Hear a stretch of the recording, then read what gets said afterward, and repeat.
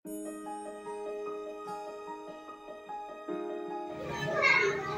sesuai dengan keinginan kita atau aturan kelas sekolah harus disingkirkan, bahkan dikeluarkan, memutus harapan masa depannya anak itu. Itu pesan-pesan saya.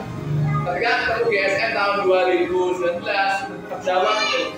Ketika di GSM narasinya adalah memanusiakan manusia dan memerdekakan. Sebelum Bapak Ibu kenal Republik Merdeka, saya sudah kenal dengan namanya praktek-praktek bagaimana memerdekakan. Dalamnya banyak sekali kata-kata menyenangkan. Tapi kalau kita baca menyenangkan yang seperti apa sih? Anak-anak pulang jam 9 menyenangkan nggak? Menyenangkan. Gurunya nggak usah ngajar, menyenangkan nggak? Nyuwun sewu, kadang-kadang itu apa? Kondisi. Punten, Bapak bisa berdiri nggak? Tapi ingin lihat kamu nggak? Ada tulisan merdeka belajar. Teman-teman, Bapak Ibu memaknai merdeka itu apa? Bebas. Tapi berarti tadi kan pulang jam 9 juga? Kok pulang jam 9 kenapa? Dia merdeka mengajar kok. Kok nggak diajar ya? Merdeka mengajar. Sebenarnya kata-kata merdeka itu bukan freedom. Bebas ke Inggrisnya namanya freedom. Maka ketika merdeka Amerika itu nggak ada namanya Freedom Day, adanya apa? Independence Day. Jadi merdeka itu maknanya adalah independen. Apa itu independen? Berdiri dengan kekuatan. Saya berani dengan kekuatan saya sendiri. Saya berani dengan keputusan saya sendiri untuk melakukan sesuatu dengan jalan yang berbeda mungkin dengan jalan berani menentukan, berani membuat keputusan sendiri untuk mencapai tujuan yang sama. Sekarang ngajar. Ketika ngajar matematika pecahan, diajar oleh gurunya di papan tulis. Anak mengerjakan, menulis, mencatat, mengerjakan semua. Ada guru lain, saya nggak pengen seperti itu. Saya pengen membuat keputusan sendiri untuk mencapai tujuan saya belajar anak tentang pecahan. Saya kegiatannya adalah memasak telur, ya kan? Apa hubungannya nanti? Oke, masak telur, goreng, bener kan pokoknya. Ini ada 5 orang, gimana cara pecahnya?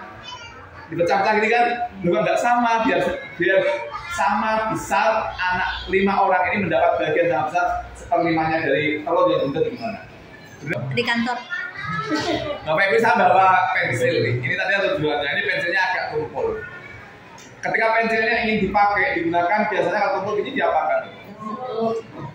Biar lancip nanti. Meskipun nanti akan habis, kalau dipakai, selalu dipakai mesti akan tumpul, dilancipkan terus. Harusnya proses guru dalam mencapai ingin tujuannya seperti yang diinginkan, anak didik memahami, dapat pengetahuan dan keterangan dan karakter, adalah guru yang selalu nanti akan dilancipkan. Kalau nggak dilancipkan, nggak dipakai. Karena tumpul nggak dipakai, maka selalu diasah dan dilancipkan. Bagaimana caranya? Hari ini kan salah satu hal kecil Bapak Ibu sedang ketika kita ketemu guru ini, ketemu saya di sini di musola ini, di tempat baik ini, niatnya mesti yang baik. Insya Allah hasilnya juga adalah baik. Itu kan sedang meraut ini kan. Biar apa pensilnya diraut? Biar bisa runcing bisa digunakan gitu. Maka Bapak Ibu memang tidak harus ketika ingin mengajar, harusnya tidak boleh berhenti belajar. Kalau berhenti belajar maka berhenti mengajar. Itu sederhana tapi dalam makna. Salah satunya tadi ilustrasinya selalu sebelumnya lagi dari Bumbar. Nah, generasi zilenial itu cara belajarnya udah berubah. Bahkan cara belajar otak anak kita itu didesain, diprogram oleh yang namanya HP. Jadi bukan kita memprogram. Dari 2 bagian sama besar.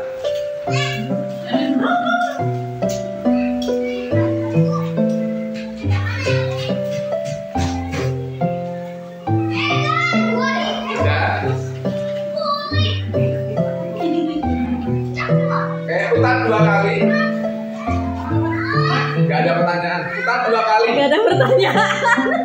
Lembah kematian. Kenapa daerah ini dinamakan lembah kematian? Karena tidak ada tanaman yang hidup, tidak hewan. Tidak ada hewan yang hidup di sana, manusia juga. Kenapa? Gersang, kering, panas. Bahkan suhunya rata-rata 50 derajat Celcius. Ternyata di sana tumbuh hijau, hamparan. Juga bunga berwarna-warni, tumbuhan itu mengeluarkan bunga warna-warni. Tempat itu jadi viral, berbondong-bondong di dari warga Amerika untuk melihat tempat itu. Betapa ada keajaiban dan selama 14 tahun di sini tempatnya mati, kok ternyata ada tumbuhan banyak menggambar itu dan berbunga warna-warni. Ternyata Bapak Ibu di sebalik batu, sebalik kerikil, di sebalik ranting tadi masih ada biji-biji ya. Ketika ada hujan yang tepat, biji itu pecah. Akarnya menghujam ke bumi, kemudian tumbuh ke atas, hijau dan berbunga. Maksudnya apa kalau kita bagi begini kita ambil pelajaran? Anak-anak kita di Taman Kalijaga ini tidak ada satupun anak yang bodoh. Tidak ada satupun anak yang bodoh.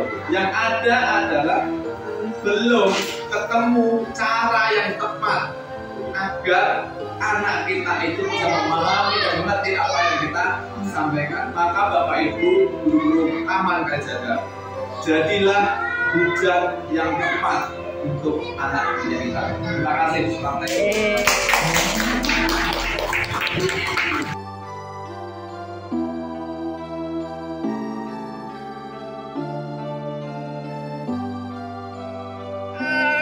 Ya, 1, 2, 3.